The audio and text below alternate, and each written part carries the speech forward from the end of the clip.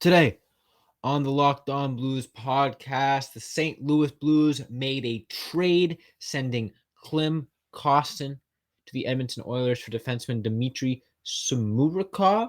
I hope I'm pronouncing it right, and I hope I'll be saying that name a lot because I'm a big fan of this trade, and I like the upside for the St. Louis Blues. Plus, it is opening night, October 11th, for the NHL regular season. The St. Louis Blues don't play for a little while.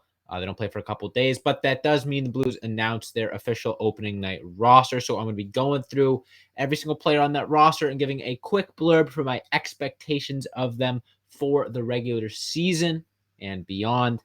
Should be a fun episode. Hockey is back. Make sure you stay tuned.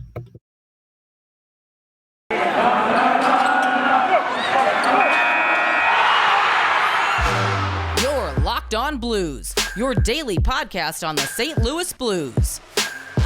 Part of the Locked On Podcast Network, your team every day.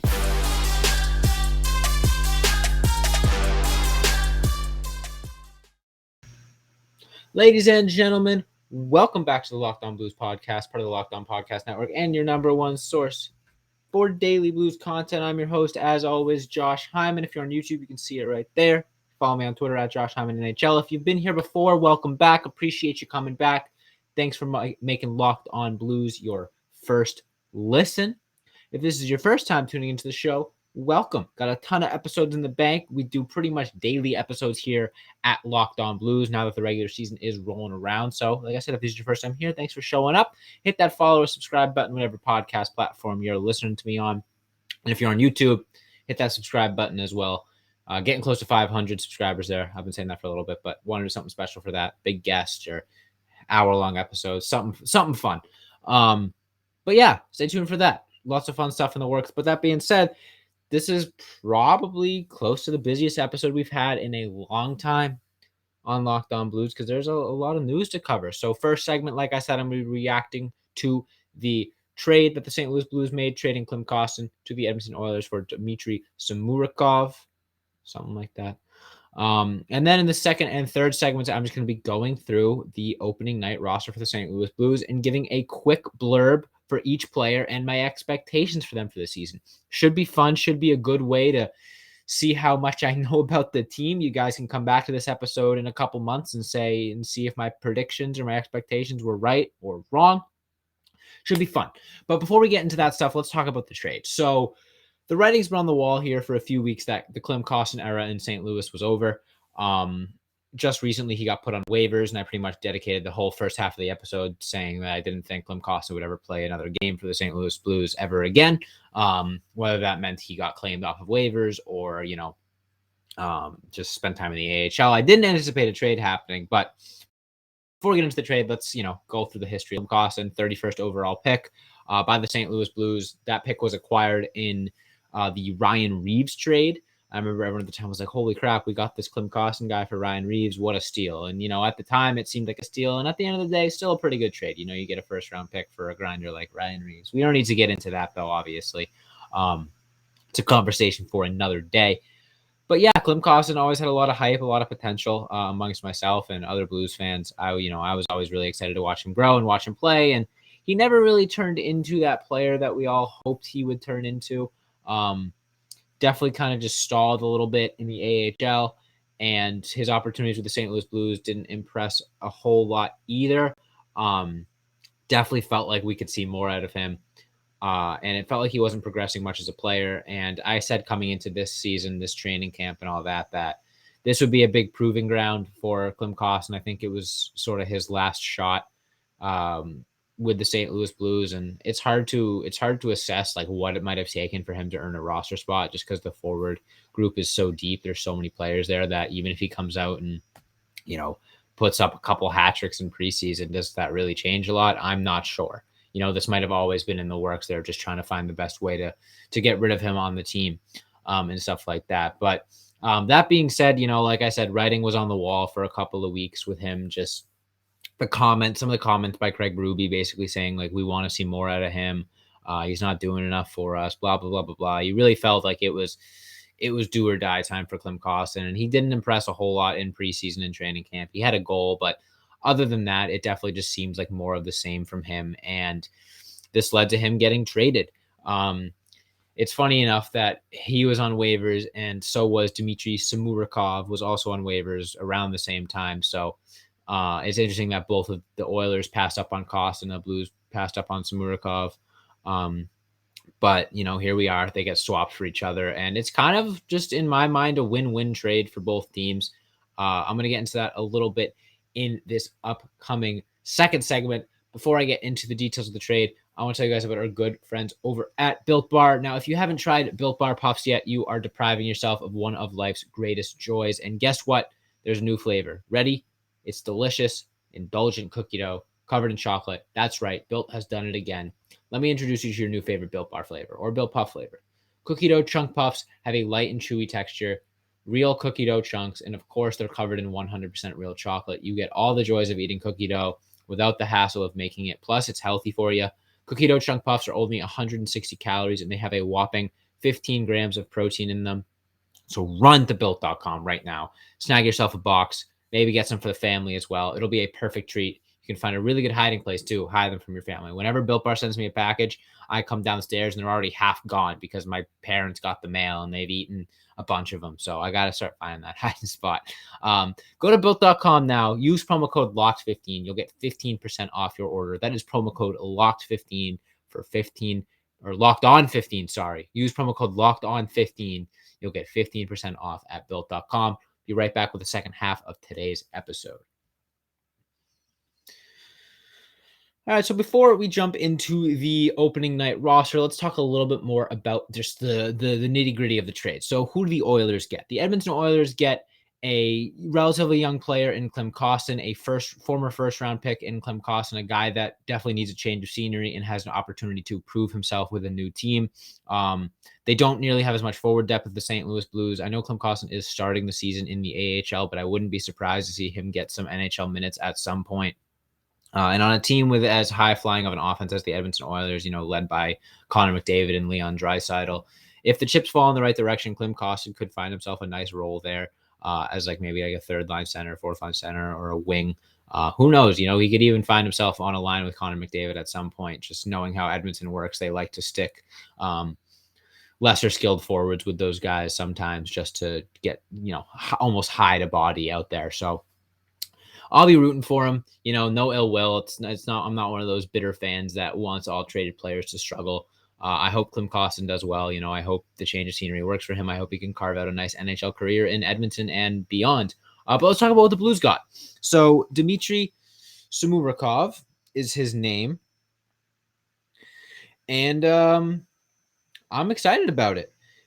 He is a former third-round pick by the Edmonton Oilers.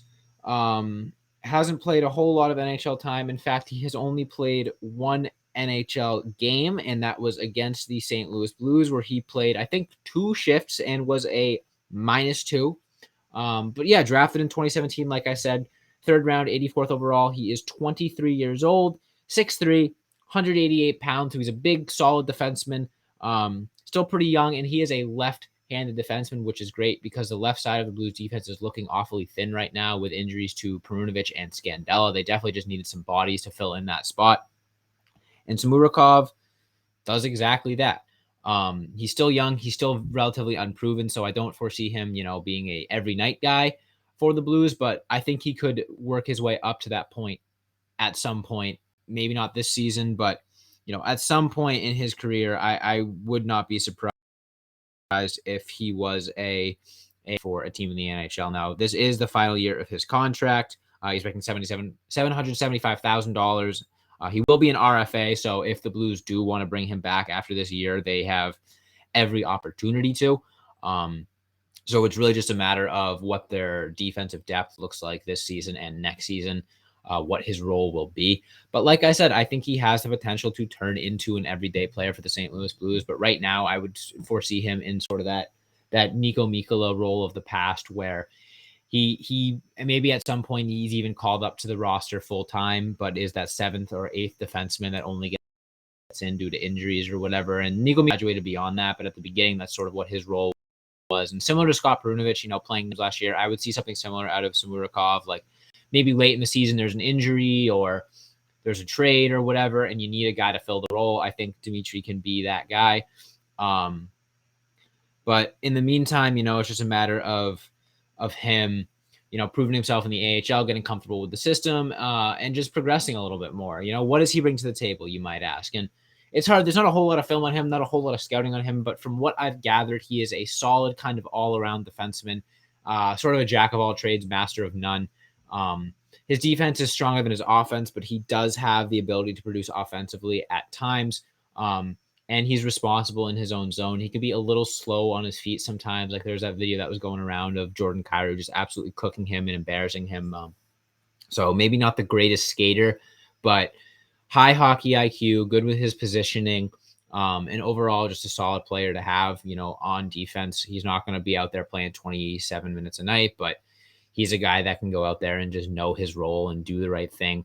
And that's why I kind of foresee him as a potential everyday player for the St. Louis Blues at some point in his career if he sticks with the team, just because he kind of has the tools to play on an NHL roster at this point. It's just a matter of kind of fixing some of his weaknesses, fixing his positioning in the defensive zone at times.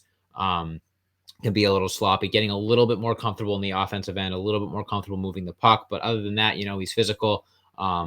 He's smart with like getting in passing lanes and all that sort of stuff. Just at times you could definitely see, like I said, his positioning can be a little bit weak. He can falter a little bit, when he encounters a speedy forward such as Jordan Kyrou. He can get flat-footed a little bit, but that's commonplace in the NHL. That's not something I don't think he can work out. So I'm excited. I think it's a good trade for both sides. I think it makes sense. I think it was only a matter of time before Klim Kostin found another team, whether it was waivers, free agency, or a trade. I'm happy that the Blues managed to get an asset back for him. At this point, he wasn't going to do anything for them. So overall, happy with the trade. Excited to see what it means moving forward. That being said, though, let's jump into the Blues opening night roster. Like I said, I'm going to be going through just each player, giving a, couple sentences on my expectations for them for the season. I've talked about pretty much every single player on this list extensively throughout the offseason, here or there. If you want to hear more detailed reactions and coverage of these players, you can go through the episode catalog. I'm sure there's pretty much every single player is in the title or the description of some episode. So I'm not going to drag this on too much. Plus, there's a lot of names to cover. So let's start. I'm starting with the forwards, and it is in alphabetical order. Not in favoritism order or anything like that. Just reading off the list that they gave on Twitter. So let's start. Noel Acciari. What am I expecting out of Noel Acciari? Noel Acciari is a good depth guy. He played a lot of time in Boston, obviously played against the Blues in that Stanley Cup final series, got allegedly tripped on the game-winning goal in game 5. I don't remember which game it was. I think it was game 6. So a lot of Blues fans should be familiar with him, but he has a good edge to his game. He's going to play physical. He's going to play hard. He can produce offensively a little bit, but in reality, he's a fourth-line grinder type player, and I'm expecting him to fill that role and bring some identity to the fourth line. Moving on, Ivan Barbashev. Now, Ivan Barbashev had 25 goals this year, but my expectations for him are just continue that progression. I'm not expecting him to go out and score 30 this year. I'm not even expecting him to go out and score 20. I'm just expecting him to prove that he is still a capable offensive player like he did last year.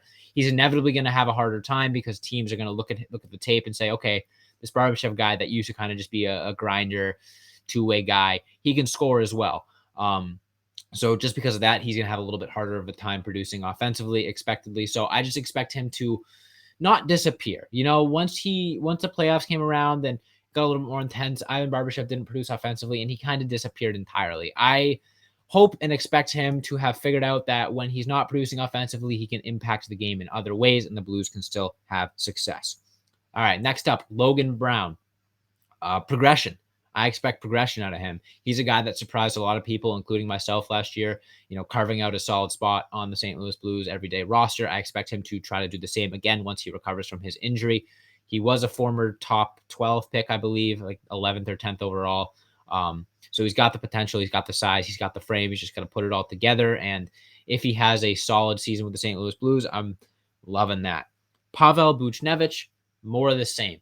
He was a dominant offensive player for the St. Louis Blues last year. He was still figuring out the system, still figuring out his line mates. He now has a full year with the team under his belt, and I expect him to build off of that and continue to be one of the most underrated players in the NHL. Jordan Kyrou got the big payday. Prove it. $8.5 million. Prove you're worth it. I think he's worth it. I think a lot of you guys think he's worth it, but he's got to go out and improve upon his dominant season last year. He has to show that he isn't just a first half player. He needs to come out and produce in the second half just as much as he produces in the first half. And if he does, he can have close to 100 points. Book it. Josh Levo, I expect him to play half of the games, maybe-ish. I don't know if he's going to be an every single night player. I think he'd be a third, fourth line guy. I just expect him, similar to Noel Acciari, play your role, play physical, play hard, play with a lot of energy, show the rest of the team the energy that you got to be playing with. Earn yourself a spot, earn that spot that he thinks he deserves. He got sent down to the AHL just for cap purposes, got called back up. He's probably going to be that 13th-ish forward. We'll see. Don't have super high expectations. Expect him to sort of be another body out there. So moving on, Jake Neighbors. Now, everyone kind of went into a panic. Jake Neighbors got sent down to the AHL, and everyone was like, oh, he's done. He's not playing with the Blues this year. Now, that was just a cap-compliant move. They just had to be below a certain threshold. The St. Louis Blues had to be below a certain threshold ahead of the start of the regular season. That came and passed. They called Jake Neighbors back up. My expectations for Jake Neighbors, earn an everyday spot. I think he deserves an everyday spot, but with how many good forwards are on this roster, how many good wingers are on this roster, he's got to work for it. He's got to earn it. He's got to show people that he is as legit that I think he is. I've been singing his praises for years now. I think he can be a really, really impactful rookie on this team if he earns that spot. So when he does, the expectations will change. But right now, it's all about just proving to Craig Berube and the front office and the rest of the coaching staff that he can play every single night and play successfully, whether it's on the third line, fourth line, second line, first line. He's got to be that guy, and I'm expecting that out of him. Ryan O'Reilly. He's got to be a leader. He's the captain of the team. He's taken a small, tiny, tiny step back offensively, but he is still just as dominant as ever defensively and in the faceoff dot. I expect him to have a little bit of a bounce back offensively, a little bit more goals, a little bit more assists, and he's got to lead the Blues to the playoffs, plain and simple. Brendan Saad. He was an underrated player for the St. Louis Blues last year. I expect him to do more of the same this upcoming season, continue to produce. He's going to be playing on multiple different lines, I think, so it's going to be a matter of him staying fluid, staying comfortable, and just adapting to whatever situation he's in. He's going to end up on the first line at times. He's probably going to end up on the third line at times. He's just got to be ready to adapt to that and, play through it. That being said, I'm going to continue this rapid-fire player review in this upcoming third and final segment. I got a couple more forwards to go through, and then the defensemen and the goalies. Make sure you stay tuned. Be right back. All right, moving on. Got a couple forwards to go before we wrap up the forward portion of this rapid-fire player review.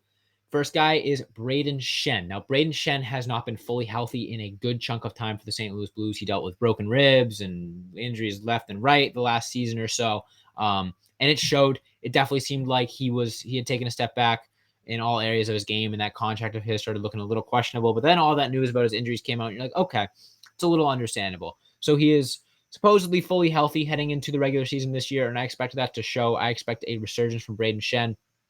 Similar to Brandon Saad, I think he's going to be kind of up and down the lineup, at least at the beginning. He could find himself on the first line. He could even find himself on the third line. The most important thing for him is to prove that he is just as good offensively when he is fully healthy. I think he can be up there around 60, 70 points if he has a fully healthy season, and I expect to see that out of him.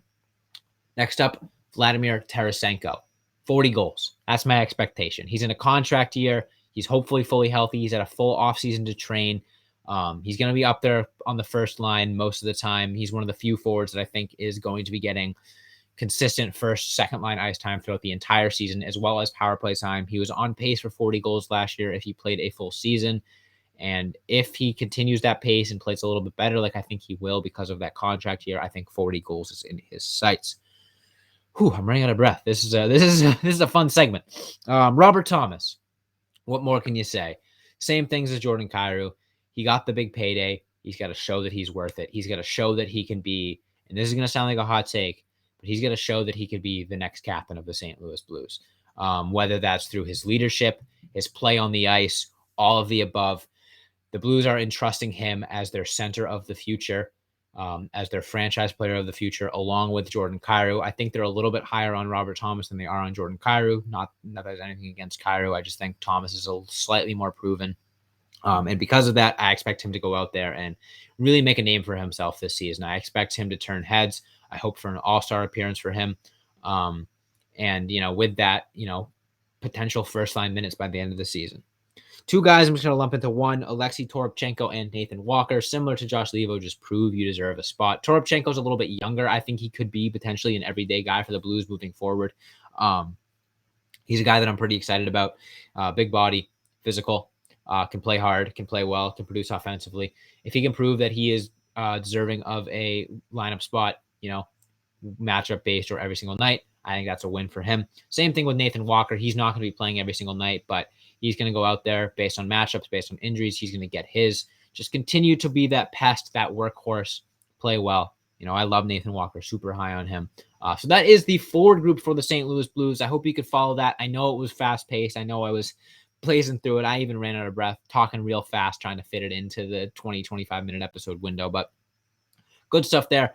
Moving on quickly to the defense before we're wrapping this one up. Robert Bortuzzo, play your role. He's going to be a third pairing physical defenseman.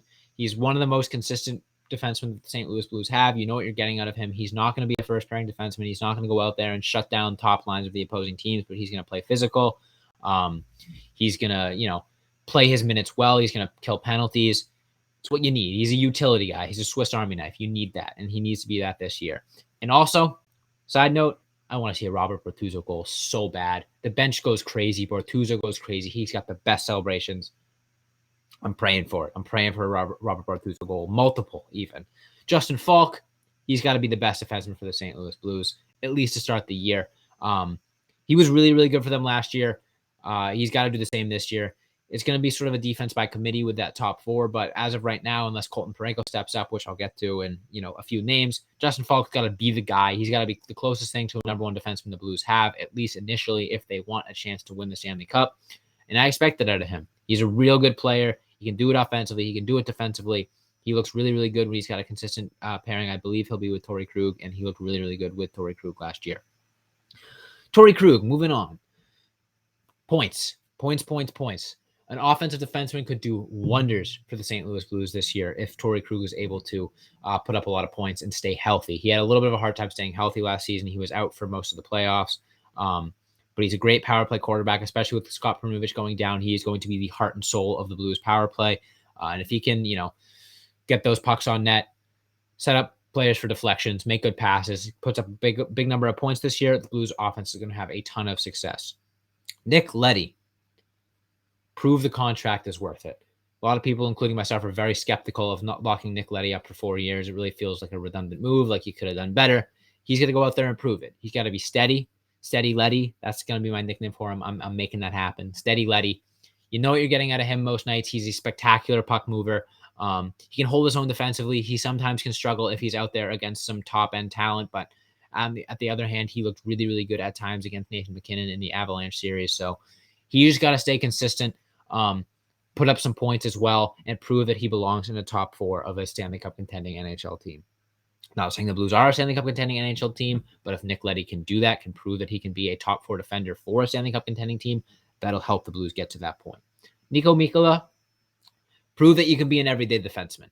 He looked really, really good at times for the Blues last year, and then he looked unplayable at other times. When he was up there on that first pairing. I don't think he's going to be spending much time at all, if any, on the first pairing for the Blues this year. He might not even be an everyday guy, but still he needs to prove that he can be an everyday defenseman. He is one of the few young defensemen the Blues have on their roster. So if he can go out there and prove that he's got a spot, he will earn himself a spot, not just this year, but in the future for the St. Louis Blues as well.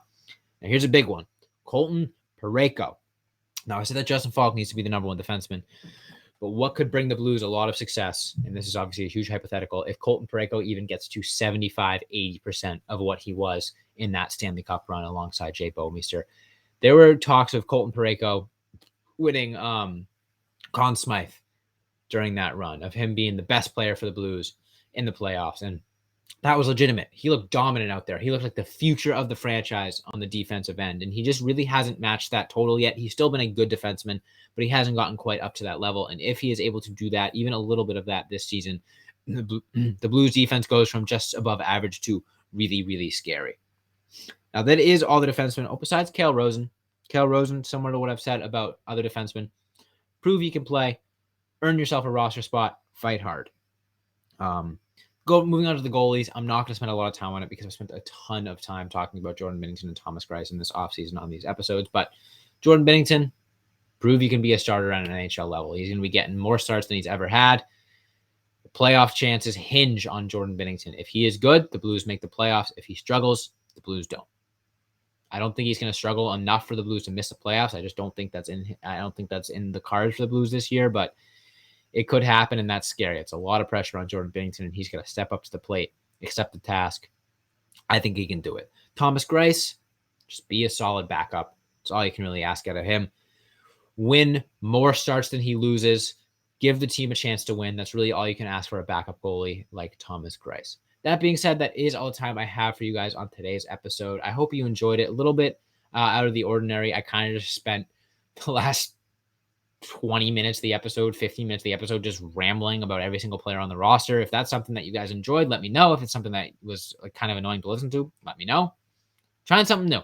And that's what you guys are here for, to give me feedback. So that is all the time I have for you guys today.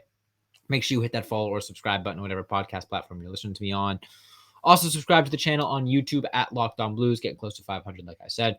You can follow Locked On Blues on Twitter, Instagram, Facebook, and TikTok at Locked On Blues. You can follow me on Twitter at Josh Hyman NHL. But like I said, thank you guys so much for listening. And as always, let's go Blues.